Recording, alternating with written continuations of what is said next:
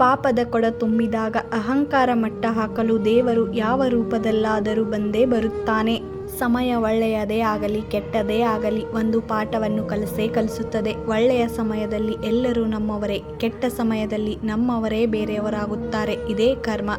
ಒಬ್ಬರಿಗೆ ಅನ್ಯಾಯ ಮಾಡಿ ಬದುಕುವ ಜನರು ಈಗ ಸುಖವಾಗಿ ಇರಬಹುದು. ಆದರೆ ನೆನಪಿರಲಿ, ಕಾಲ ಹೀಗೆ ಇರಲ್ಲ. ಅನ್ಯಾಯಕ್ಕೆ ಮುಂದೊಂದು ದಿನ ನ್ಯಾಯ ಸಿಕ್ಕೇ ಸಿಗುತ್ತದೆ. ಅನ್ಯಾಯಕ್ಕೆ ತಕ್ಕ ಫಲ ಅನುಭವಿಸಬೇಕಾಗುತ್ತದೆ.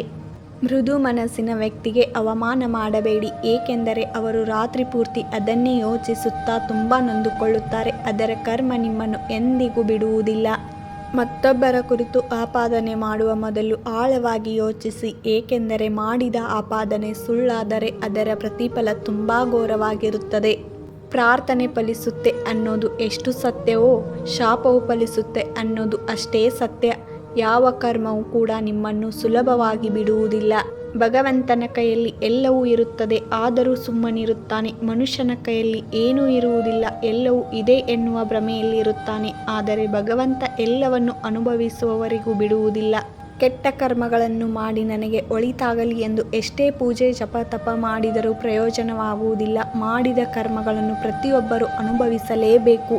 ಕೆಲವೊಮ್ಮೆ ನಮ್ಮೊಂದಿಗಿನ ಕೆಲವು ಕೆಟ್ಟ ಸಂಬಂಧಗಳನ್ನು ದೂರ ಮಾಡುತ್ತಾನೆ, ಯಾಕೆಂದರೆ ಆ ಕೆಟ್ಟ ಸಂಬಂಧಗಳಿಂದ ಇಡೀ ಜೀವನವೇ ಕೆಟ್ಟು ಹೋಗಬಾರದೆಂದು.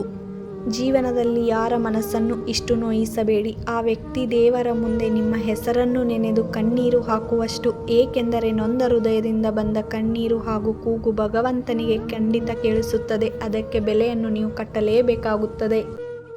ಈ ವಿಡಿಯೋ ಏನಾದರೂ ನಿಮಗೆ ಇಷ್ಟವಾಗಿದ್ದರೆ ಲೈಕ್ ಮಾಡಿ, ಹೇಗಿದೆ ಅಂತ ಕಮೆಂಟ್ ಬಾಕ್ಸಲ್ಲಿ ಕಮೆಂಟ್ ಮಾಡಿ ಹೇಳಿ. ನಿಮ್ಮ ಫ್ಯಾಮಿಲಿ ಫ್ರೆಂಡ್ಸ್ಗೂ ಶೇರ್ ಮಾಡಿ. ಇನ್ನೂ ನನ್ನ ಚಾನಲ್ಗೆ ಸಬ್ಸ್ಕ್ರೈಬ್ ಆಗಿಲ್ಲ ಅಂದರೆ ದಯವಿಟ್ಟು ಹೋಗಿ ಸಬ್ಸ್ಕ್ರೈಬ್ ಆಗಿ, ಪಕ್ಕದಲ್ಲಿರುವ ಬೆಲ್ ಬಟನ್ ಪ್ರೆಸ್ ಮಾಡಿ. ನಾನು ಹಾಕ್ತಾ ಇರೋಂಥ ಪ್ರತಿಯೊಂದು ವಿಡಿಯೋ ನೋಟಿಫಿಕೇಷನ್ ನಿಮಗೂ ಬರುತ್ತದೆ. ಮತ್ತೆ ಹೊಸ ವಿಡಿಯೋದೊಂದಿಗೆ ಸಿಗ್ತೀನಿ. ಅಲ್ಲಿವರೆಗೂ ನೋಡ್ತಾ ಇರಿ, ಸಪೋರ್ಟ್ ಮಾಡ್ತಾ ಇರಿ. Thank you for watching.